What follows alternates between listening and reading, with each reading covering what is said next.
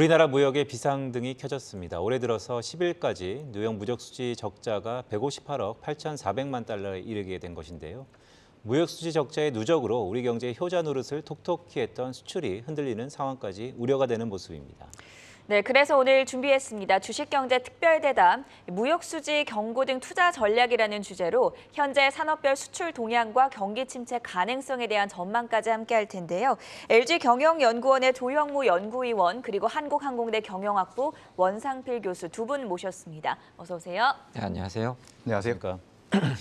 네, 저희 한국경제TV가 대담 시리즈를 좀 하고 있는데 아무래도 매번 하다 보니까 시간이 항상 부족해요. 그래서 제가 한 분씩은 여쭐 텐데 혹시 이 의견에 대해서 내가 생각이 좀 다르다라는 분은 거스로 하시면 제가 발언권을 좀 드리도록 하겠습니다. 네, 먼저 위원님, 우리나라 수출에 뭐 비상등이 켜졌다, 뭐 이런 얘기들이 쭉 있는데 전반적으로 어떻게 좀 봐야 될까요? 우리 경기 전체 흐름으로 볼 때 지난해와 올해 상당히 다른 양상이 전개될 걸로 보고 있는데 그 주된 배경이 수출의 증가세 둔화입니다. 그래서 지난해는 우리 경기 흐름을 수출이 주도하고 뒷받침해 줬다고 한다면 올해는 그러한 역할을 하지 못할 걸로 보고 있고요. 수출 증가율 자체는 플러스를 유지하는 모양새를 그래도 유지를 해왔지만 그 내용을 뜯어보면 글로벌 인플레의 영향을 수출 쪽도 받았었기 때문에 수출 제품의 가격이 올라가는 측면이 있어서 금액 기준으로는 증가세가 플러스를 유지를 했다고 하더라도 그 내용을 뜯어보면 이러한 인플레의 영향을 배제를 했을 때 양적인 측면에서는 이미 많이 둔화되고 있는 모습이 나타나고 있고요. 네. 그리고 보다 더 우려스러운 것은 이것이 우리만의 현상이 아니고 글로벌한 현상일 가능성이 있는데 특히 해외에서 원자재나 부품이나 중간재를 수입을 해서 완제품이나 또는 보다 더 가공된 형태로 수출을 해서 먹고 사는 나라들, 가령 우리나라나 일본이나 독일과 같은 나라들에서 유사한 현상, 가령 수출이 둔화되거나 또는 무역 수지가 적자로 반전되는 현상이 나타나고 있어서 그러한 면에서 상당히 우려스럽게 보고 있습니다. 네, 말씀 주셨던 것처럼 사실 환율 효과도 있긴 한데 이 물량이 줄어드는 게 조금 경각심을 일으키고 있다라고 생각이 들고요. 더구나 위원님께서 말씀 주셨던 우리나라는 사실 중간재 수출이 꽤 많지 않습니까? 근데 주변국들이 다 이렇게 어렵다 보니까 향후 시계가 어둡다라고 표현을 해야 될까요? 그런데 이런 것 같습니다. 제가 오늘 오전에 외신을 보니까 스리랑카가 디폴트가 났는데 외환 보유액이 급격히 줄었다. 자, 우리나라 무역 수지도 한 4개월 연속 적자는 금융위기 이후 처음이잖아요. 말씀 주셨던 것처럼 원자재 가격 상승이 가장 큰 원인일 수 있는데 근데 이 환율 효과가 도무지 원자재 가격의 부담분을 어떻게 상쇄할 수는 없는 겁니까? 왜냐하면 환율이 워낙 올랐기 때문에. 말씀하신 그런 일부 국가들의 취약한 상황은 사실은 저희 기관에서도 올 봄부터 경고를 해왔던 부분이고요. 왜냐하면 어떻게 보면 당연히 예상되었던 부분이라고 봐야 될 것 같습니다. 가까운 사례로는 저희가 아랍의 봄 같은 케이스를 들 수가 있는데 그 아랍의 봄이 발생하고 나서 중동 난민들이 유럽으로 건너가면서 굉장히 경제적으로나 사회적으로 정치적으로 영향을 많이 줬죠. 근데 알려진 것처럼 아랍의 봄이 시작된 튀니지에서 그냥 자영업자가 분신을 해서 생긴 사회적인 현상으로만 봐서는 안 된다고 생각하고 있고요.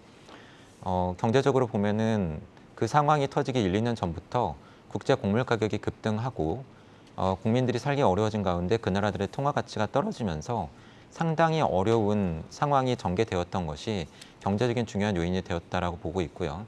올해에도 유사한 상황이 전개될 가능성이 높다라고 계속 말씀을 드려왔고 그것은 결국은 에너지 가격, 곡물 가격, 먹거리 가격이 높아지는 가운데에서 미국의 통화 긴축으로 해서 달러와 강세 속에 신흥국 통화 가치는 많이 떨어지고 그러한 국가들 국민들이 체감하는 이런 생활이 상당히 어려워지는데 만약에 그러한 나라들이 정치적으로 불안정하거나 민주화 정도가 낮았던 나라들이라고 한다면 당연히 예상되었던 현상이라고 볼 수가 있겠습니다. 그래서 말씀하신 것처럼 스리랑카가 비교적 지금 심각한 그리고 이른 시기에 그러한 모습을 보여주고 있는데 그 외에도 지금 살펴보면은 터키라던가 파키스탄이라던가 이미 취약한 나라지만 아르헨티나라던가 이러한 국가들에서 동시다발적으로 그러한 현상이 벌어지고 있는 부분에 대해서 저희가 보다 더 주목을 해야 된다고 보고 있고요. 그러한 면에서 보면은 말씀하신 것처럼 국제 원자재 가격, 곡물 가격의 흐름이 중요하지만 지금 상황에서는 환율의 영향을 저희가 매우 중시해서 봐야 된다고 보고 있습니다. 네, 위원님 아까 말씀을 주셨기 때문에 저희가 약간 이제 점핑해서 결론을 좀 여쭈겠습니다. 사실 이렇다 보면 신흥국들의 도미노 현상에 대한 우려가 나타날 수 있다는 것으로 우리가 경각심을 볼 수 있을 텐데요. 어떤 가정이 좀 더 가시화되면 도미노 현상이 일어날까요? 결국은 달러와 강세의 흐름과 밀접한 맥이 다 있다라고 보고 있고요.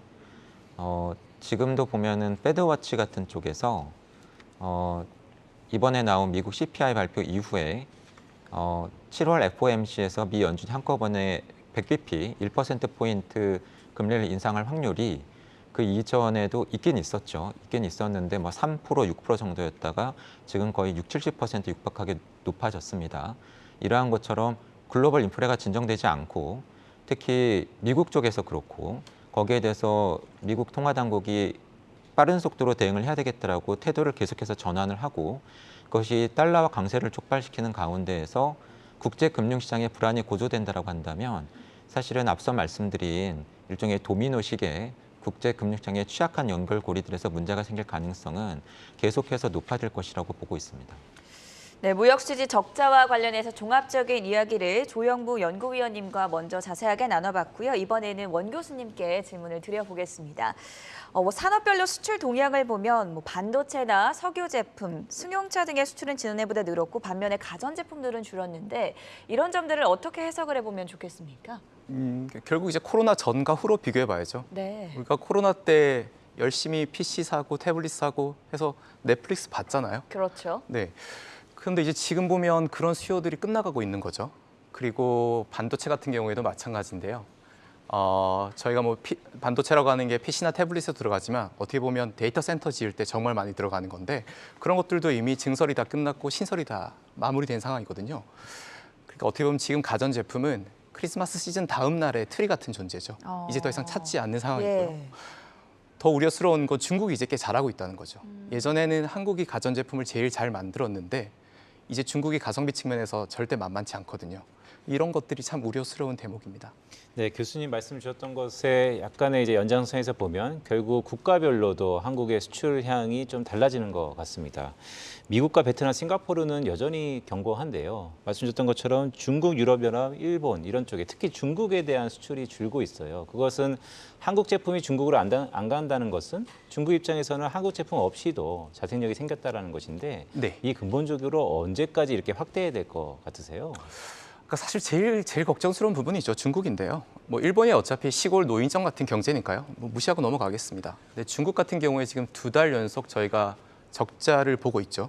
근데 이런 일이 없었거든요. 왜냐하면 중국이랑 저희가 28년 동안 교육을 하면서 한 번도 이렇게 적자를 본 적이 없는데 네. 2달 전부터 이게 적자 폭이 늘어나고 있습니다. 그러니까 뭔가 이게 구조적인 변화인지 아니면 일시적인 현상인지를 좀 살펴봐야 되는데 아주 좋게 해석하면 베이징이 봉쇄를 하고 했었으니까요. 그런 영향이 좀 있을 수 있다라고 보겠지만 지금 저희가 이 수출 통계 같은 경우에는 10일 단위로 발표가 되거든요. 근데 보면 지난달보다 이번 달이 더 안 좋고 지금 이번 달 데이터만 보더라도 7월 달이 최악의 데이터가 나올 가능성이 높습니다. 네. 네.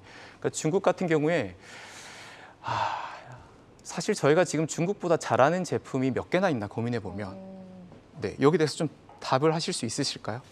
우리가 네. 한국이 중국보다 훨씬 잘 만드는 제품이 몇 개나 있나 한번 고민해 보시면 그러니까 이 경합도와 비슷한 건데요. 맞습니다. 워낙 이제 경합도가 심하니까 가격 대비로 보면 글쎄 저는 엔간하면 한국 제품을 사지만 그래도 중국 제품에 눈길이 가는 건 사실입니다.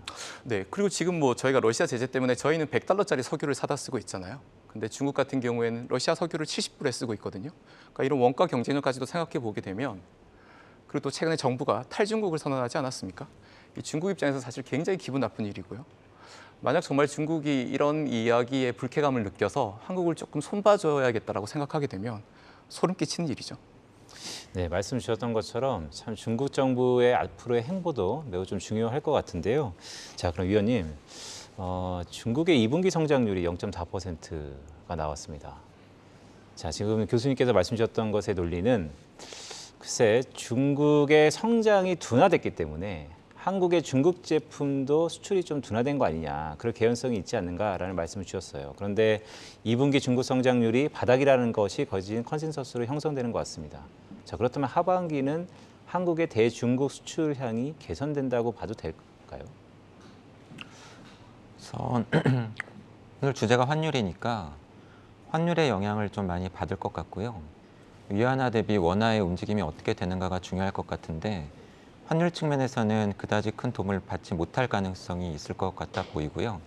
왜냐하면은 지금 보면은 중국은 경기 침체에 대응을 해서 큰 틀에서는 통화 완화로 대응을 하고 있는 것 같은데 우리는 미국과 유사하게 그리고 어떻게 보면 미국보다도 빨리 통화 긴축에 나섰고 미국을 따라서 지금 통화 긴축을 계속해서 하고 있기 때문에 위안화보다도 도리어 원화가 가치가 덜 떨어지는 그러한 모습을 나타낼 가능성이 있지 않나 생각을 하고 있고요.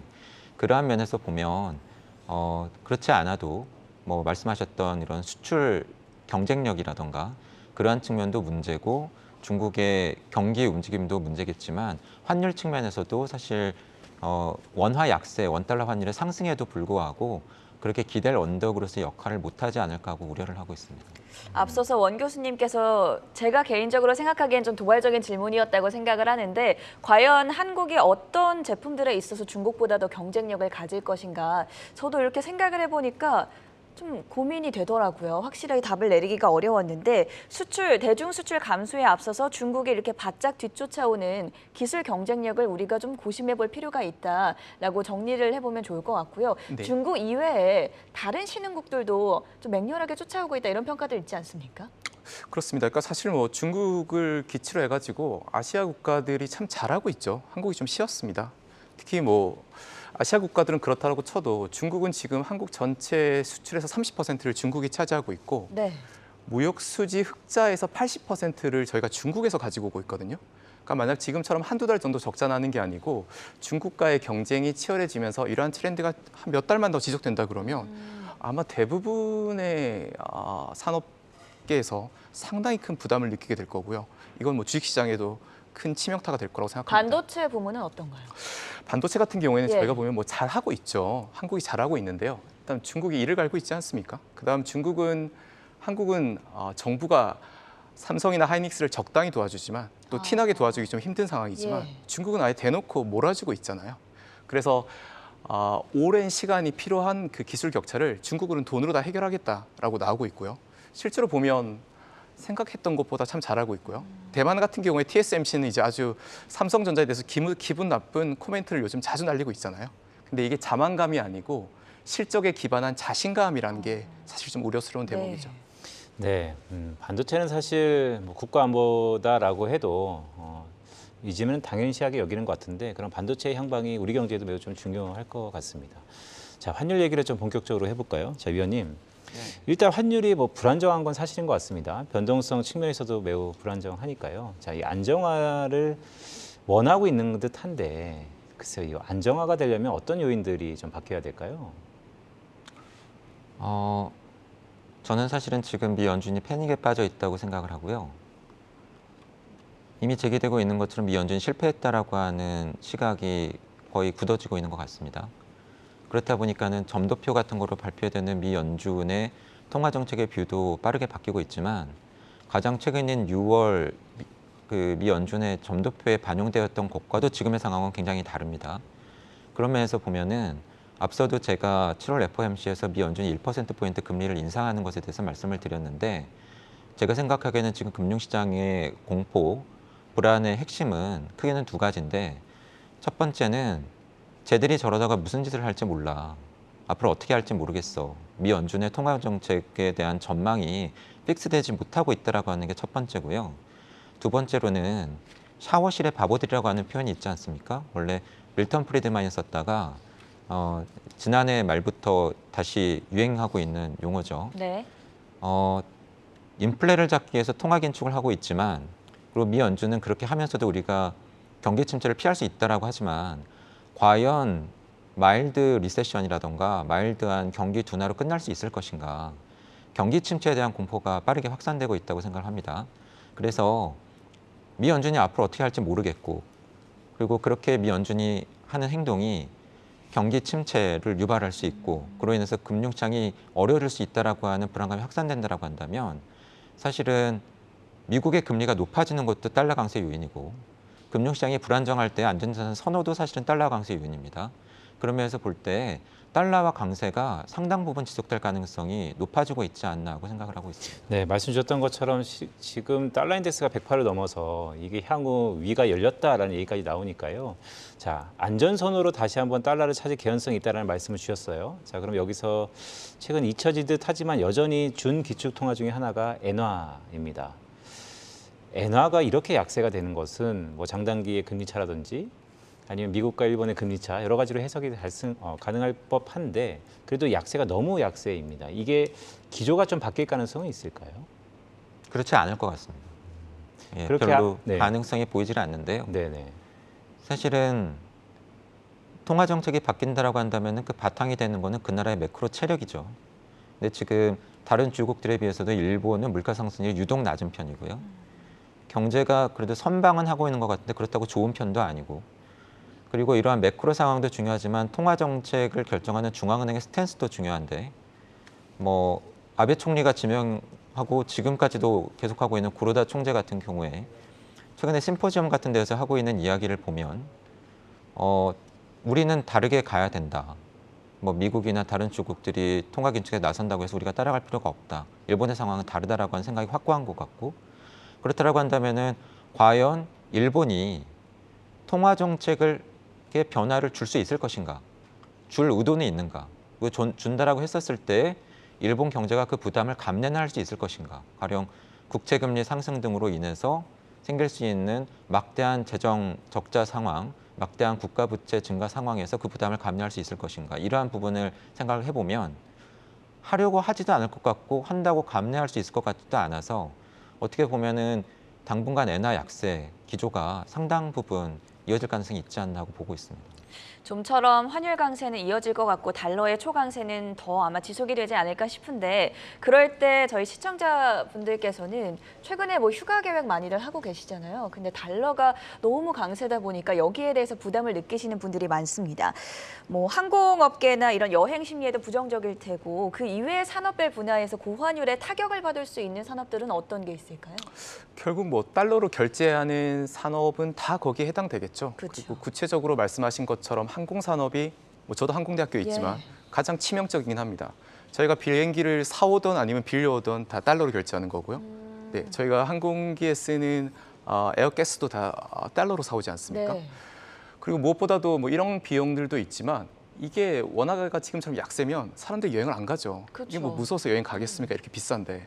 그래서 가장 좀 큰 치명적인 분야가 항공산업 그리고 여행업 뭐 이런 부분도 해당될 거고요. 한국은 사실 다 갖다 쓰는 경제니까요. 네, 어느 것 하나 사실 편한 산업이 없긴 합니다. 네, 말씀 주셨던 것처럼 그 나라의 환율은 그 나라의 펀더멘털을 반영한다는 측면에서 보면 여전히 고통스러운 구간이 이어질 가능성이 있어 보입니다. 자, 제가 두 분한테 공통적으로 좀 질문을 드려야 될 것 같습니다. 자, 정경련이 이런 얘기를 했네요.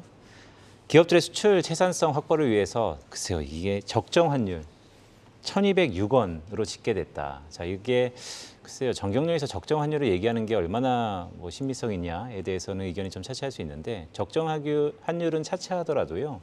최근 달러 환율이 1,300원을 훌쩍 넘어서 그 이상을 보고 있으니까요. 어디까지 좀 보세요? 환율 맞습니다. 전망 말씀이신가요? 네. 저도 그 시장에 계신 분들의 뷰에 지금은 상당 부분 공감을 하고요. 상단이 열려 있는 상황 같습니다. 예, 지금 상황에서는 최근에 저희가 보지 못했던 환율 수준을 계속해서 볼 가능성이 있다고 보고 있고요. 그런데 그 수출 채산성도 말씀을 하셨는데 저 개인적으로는 좀 잘못된 것 같고 도리어 수입 채산성을 걱정을 해야 되는 상황이 아닌가. 왜냐하면 원달러 환율이 상승하면서 수입 가격이 너무 높아져서 수입 업체들이 굉장히 어려움을 겪을 가능성이 있기 때문에 수입 채산성을 고민해야 되는 상황이 아닌가 싶고 수출 기업들 측면에서는 조금 다르게 봐야 된다고 봅니다. 과거에는 원화가 약세를 나타내고 원달러 환율이 올라가면 저희가 기대하는 효과가 있었죠. 긍정적인 효과는 수출 기업들의 수출 제품의 수출 가격 경쟁력이 높아져서 우리 수출이 늘어나고 어려워지는 경제를 회복시키거나 경기 둔화를 막아주는 역할이었죠. 근데 앞서 말씀드린 것처럼 엔화에 대해서도 말씀을 드렸고 뭐 유로화에 대해서도 말씀을 드리고 했었는데 지금은 글로벌 달러화 강세 속에서 다른 통화들이 전반적으로 약세고 특히 엔화는 우리보다 더 약세기 때문에 특히 우리 제품만 수출 가격 경쟁력이 높아진다고 이야기하기 어렵고 뭐 뒤에서 또 말씀을 드릴 것 같지만은 경기 침체 가능성이 나타나고 있어서 네. 가격 경쟁력도 어렵지만 많이 팔기도 어려운 상황이기 때문에 원화 약세의 긍정적인 효과는 기대하기 어렵고요. 반면에 수입 채산성을 말씀을 드린 것처럼 원달러 환율 상승 때문에 수입 물가가 급등을 하면서 그렇지 않아도 지금 우리 경제의 가장 큰 리스크 요인이고 통화 긴축의 원인이 되고 있는 인플레 압력을 더욱더 가중시킬 우려는 커졌기 때문에 긍정적인 효과보다 부정적인 효과가 훨씬 더 커지는 상황이다라고 말씀을 드려야 될 것 같습니다. 자, 위원님께서 지금 경기 침체 이야기를 해주셨어요. 사실 무역 수지 적자가 이어지다 보면 이게 어떤 경기 침체 시그널로 받아들이면서 경제가 안 좋아지는 것이 아닌가라는 생각을 할 수도 있는데 교수님은 여기에 대해서 어떻게 보십니까? 그렇죠. 뭐 경기 침체 우려가 분명해지고 있고요. 이런 것들을 지금 이제 주식시장이 겁을 먹고 있는 거죠. 오늘도 좀 시장이 굉장히 불안한 것 같은데요.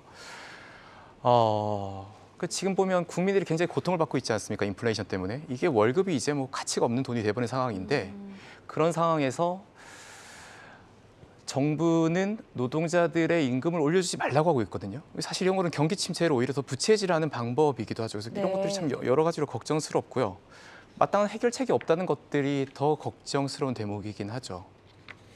네, 말씀 주셨던 것처럼 자, 마땅한 해결책이 없다라는 것은 통화 정책을 하시는 입장에서도 이런 수밖에 못 드는 것 같습니다. 최근에 저는 비자발적 긴축이라는 말씀을 좀 드리고 있는데요. 수입 물가에 대한 우려, 인플레이션에 대한 압력 때문에 경기 체력이 그렇게 좋지 않음에도 불구하고 금리를 올리고 있습니다. 특히 한국의 속도를 좀 빨라지고 있는데요. 자, 그럼 한국 경제의 이 경기 침체 가능성이 얼마나 빨리 좀 진척될 거라고 좀 보세요? 그러니까 지금 뭐 사실 제롬 파월 같은 경우에 그동안 불과 몇 달 전까지만 하더라도 미국의 물가는 안정적으로 통제되고 있고 걱정할 거 없다고 얘기했다가 완전 바보가 돼버리지 않았습니까? 한국 같은 경우에도 저한테 알 수 있냐 물어보면 사실 모르죠. 누가 알겠습니까? 모른다가 정답인데 여러 가지 제반 지금 여건, 환율이나 또는 뭐 우리가 지금 장시간 얘기한 무역 수지나 또는 최근 업체들의 2분기 실적, 네. 그다음에 3분기, 4분기의 실적 가이던스 이런 것들 보면 어느 것 하나 좋아지고 있는 건 없거든요. 이런 것들이 결국은 경기 침체를 가속화시킬 거라고 보고 있고 무엇보다도 지금 한국의 국민들이 가지고 있는 이 심리적 위축감 이게 한국 국민들만의 문제가 아니고 전 세계적으로 뭔가 돈을 좀 아껴야겠다 이제 돈 쓰면 안 되겠다 이런 것들이 퍼져나가고 있잖아요. 예. 이런 심리적인 불안감도 경기 침체의 한 가지 원인이 될 거라고 생각합니다. 교수님의 말씀해주신 것처럼 이런 악재들이 겹겹이 쌓여 있는 상황에서 투자 전략은 어떻게 세워봐야 될까 했습니까? 투자 전략이요? 네. 그렇죠. 그러니까 사실 뭐 지금 이렇게 박사님이나 또는 뭐 저희들의 얘기를 듣고 나면 이거 주식하면 안 되겠구나. 그러니까요. 가지고 있는 주식 지금이라도 팔아야겠다 이런 생각을 하죠. 근데 또 이게 주식시장이 참 재미난 게 보면 항상 경제학자들이 제일 주식으로 돈을 못 벌지 않습니까? 경제학자들이 제일 가난하죠. 그러니까 이게 저희가 경제 데이터를 논하는 것하고 주식에 투자는 또 다른 이야기인 것 같습니다. 그러니까 이미 우리가 충분히 얘기했던 이러한 불안감들이 시장은 프라이싱하고 있다라는 거죠. 그러니까 안 좋아질 가능성 그리고 그 안 좋아질 가능성이 현실화됐을 경우까지도 주식시장은 상당 부분 가격에 반영하고 있기 때문에 저희가 경제를 바라보는 시점과 그리고 주식 투자자 관점에서 내가 주식을 살 건지 팔 건지 고민하는 건 좀 다른 문제라고 생각합니다. 네, 교수님께서 매우 중요한 말씀을 주셨어요. 사실 주식시장은 심리 부분이 상당 부분 작용을 하니까요. 자, 그럼 위원님 여기서 이런 질문을 드릴 수밖에 없습니다. 자, 지금 이런 불안한 모든 악재들 어느 정도 시장은 이제 선반영하고 있다는 것으로도 해석을 할 수 있는데 뭐 전략가는 충분히 그렇게 할 수 있을 것 같습니다. 자, 그렇다면 우리가 보지 못한 악재가 있다면 하반기 어떤 게 있을까요? 저는 일단 재정 정책 쪽에서 좀 저희가 어떻게 변하는지를 봐야 된다라고 생각을 하는데요. 경기를 지금 뒷받침해 줄 만한 뚜렷한 부문이 보이지 않는 상황입니다. 앞서 말씀드린 것처럼 수출이 지난해보다 상당 부분 둔화될 거고 코로나가 재발할 가능성이 있기 때문에 기대만큼 소비가 안 살아날 가능성이 있고요. 경기 침체 우려 때문에 기업들의 투자 심리도 위축되고 있습니다. 결국은 GDP 구성 중에서 남는 부분이 정부 섹터밖에 없는데 이러한 상황에서 정부가 어떤 역할을 해줄 것인가가 매우 중요합니다. 그런데 지금 보면은 미국도 11월 중간 선거를 앞두고 인플레 우려 때문에 지금 각 정당들이 부담을 많이 느끼고 있고 또 바이든 행정부가 추진하려던 여러 가지 정책들의 제동이 걸리고 있죠. 그러한 부분이 사실은 보이지 않는 악재지만 경기 흐름에는 아주 중요하게 작용할 수 있다라고 생각을 하고요. 우리나라도 사실은 비슷할 수가 있는데 재정의 역할이 매우 중요한 상황입니다. 근데 지금 발표되고 있는 현 정책팀의 정책 기조를 보면 사실은 덜 걷어서 덜 쓰겠다는 겁니다. 그러다 보니까 경기 대응 정책으로 나오고 있는 것이 재정 지출의 확대가 아니라 감세 쪽으로 나오고 있죠. 그 논리의 배경은 그렇습니다. 정부가 덜 거두고 덜 쓰는 작은 정부 쪽으로 가는 동안에 민간 쪽의 경제 활동을 활성화시켜서 그것을 완화시키거나 상쇄시키겠다라고 하는 건데 앞서 말씀드린 것처럼 소비나 투자 활동이 위축된다고 한다면 사실은 생각보다 성장률이 많이 떨어질 수 있는 거죠. 그러면서 향후의 경기 흐름 그리고 우리가 지금 주목을 안 하고 있지만은 경제에 영향을 미칠 수 있는 변수와 관련을 해서는 미국의 정치권의 움직임 그리고 그와 관련된 미국 정부가 쓰려던 돈을 제대로 못 쓰는가 하는 움직임 그리고 경기 둔화에 대응한 우리 정부의 재정 정책의 동향 이러한 부분을 저는 주목해서 봐야 된다고 봅니다. 네, 위원님이 되게 중요한 말씀 주셨던 것 같아요. 사실 재정 정책이 매우 중요하다. 그런데 공교롭게 한국 정부가 최근 작은 정부를 지향하고 있기 때문에 민간의 선순환이 있어야 되는데 그럴 국면은 사실은 조금 아닌 것 같다라는 말씀을 주시면서 재정에 대한 중요성을 다시 한번 강조를 하셨습니다. 자, 교수님 마지막 질문을 좀 드려야 될 것 같습니다. 그래서 예전에 이제 리서치 센터에서도 오랜 경력이 있으시니까요. 네. 시청자분들은 이런 게 참 궁금한 것 같습니다. 자, 선 반영됐다고 한다면 지금의 기술적 반등이 있을 것 같습니다. 자, 그렇다면 이때 출구를 해야 될까요? 아니면 추매를 해야 될까요? 그러니까 지금 이제 오르는 건 상승이 아니고 하락장에서의 반등이죠. 네, 그러니까 일단 지금 뭐 함부로 들어갈 수 있는 상황은 아닙니다. 다만 충분히 주가가 빠지기도 했죠. 그러니까 참 저도 방송에서 이런 얘기할 때마다 부끄럽긴 한데 나눠서 사는 거죠. 한 3분의 1씩 나눠서 들어가시는 거고요. 근데 저는 이제 박사님 말씀에 되게 공감하는데 지금 이제 정부가 해야 될 일을 못 하고 있지 않습니까? 그러니까 국민은 가난하고 기업은 여러 가지 어려움 때문에 돈을 쓰기 힘든 상황이면 정부가 돈을 써서 이 문제를 좀 해결해 줘야 되는데 정부가 오히려 돈을 안 쓰겠다고 얘기를 하고 있거든요. 그러니까 불이 났는데 호수를 잠궈라 지금 이렇게 얘기하고 있는 거죠. 그래서 빨리 정부가 좀 정신을 차려야 되고요. 이러한 것들이 해결될 때 결국 투자 심리도 회복되고 주식시장도 반등하지 않을까 생각되는데 뭐 굳이 업종을 얘기하자라고 하면 글쎄요. 지금 제일 안 좋은 게 항공운송이고 해외여행 이런 쪽이거든요. 근데 반대로 이제 조금만 좋아지면 지금 한국 사람들 얼마나 해외 나가고 싶어 합니까? 그러니까요. 저도 미치게 나가고 싶거든요. 네. 근데 한국 사람들은 한 번 또 방향이 쏠리면 한 방향으로 달려가지 않습니까? 뭐 그런 측면에서는 항공주들은 네 기회가 있을 건데 다만 올해만 놓고 보면 한 번 정도 증자가 더 있을 것 같아요. 그러니까 증자 이후에 기회가 한번 나오지 않을까 뭐 그렇게 보고 있습니다. 네, 한국경제 특집 대담 주식경제에서 저희가 굵직굵직한 이슈를 잡아서 오늘은 무역수지 경고 등 투자 전략이라는 주제로 시리즈 이어나가보고 있는데요. 두 분과는 여기서 이제 인사드려보도록 하겠습니다. 조영무 LG경영연구원 연구위원 그리고 원상필 한국항공대 교수와 함께했습니다. 대단히 고맙습니다. 감사합니다. 감사합니다.